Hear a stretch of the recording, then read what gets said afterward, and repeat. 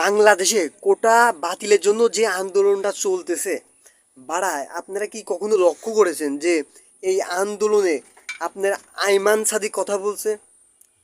আইমান সাদিক সে একজন পপুলার মানুষ। সে সব ইস্যু নিয়েই, বাংলাদেশের যে কোনো ঘটনা নিয়েই সে কথা বলে, কিন্তু এইরকম একটা ইস্যু নিয়ে সে কখনো কথা বলছে? বাড়া, দেখবেন সে কথা বলি নাই, সে কথা বলবও না। তার বিজনেস চলতেছে, তার ব্যবসা একদম সুন্দরভাবে চলতেছে, তার কথা বলা লাগবে না। এই ব্যাপারে যদি সে কথা বলে, তার সরকারের সাথে বা সরকারি কর্মকর্তাদের সাথে তাদের সম্পর্ক নষ্ট হবে। এই আন্দোলনে মঞ্জুরিন মঞ্জুরিন সে কি কথা বলছে?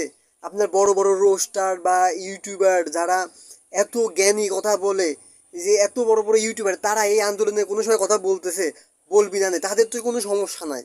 তারা সরকারের কথা বললেই সরকারি কর্মকর্তাদের সাথে তাদের সম্পর্ক নষ্ট হবে। সুলাইমান সুকন এমন কোনো ইস্যু নাই, এমন কোনো ঘটনা ঘটনা নাই যে যে ইস্যু নিয়ে সে কথা বলে না। কিন্তু এই ইস্যু নিয়ে, এই কোঠা বাতিলের এই ইস্যু নিয়ে সে কথা বলি নাই, সে কথা বলবেও না। ব্যারিস্টার সুমন, সেও কথা বলি নাই। আপনার এরকম অনেকেই আছে, কেউ কথা বলবি না। যারা বড় বড় ইউটিউবার, তারা কখনোই কথা বলবি না। আফ্রিদি অনেকেই আছে যাদের কথা নাম বললে অনেকের নামই বলা যায়। সালমান মুক্তাদির, অনেকের নামই বলা যায়, কিন্তু কেউ কথা বলবি না। কারণ কারো কোনো সমস্যা নাই, তাদের সরকারি কর্মকর্তাদের যে খুব ভালো একটা তেল মারা সম্পর্ক আছে। তো বাড়া, এটা তো আপনারা বুঝবেন না, তাদের সাথে তাদের সম্পর্ক ঠিকই আছে, একটা তেল মারা সম্পর্ক।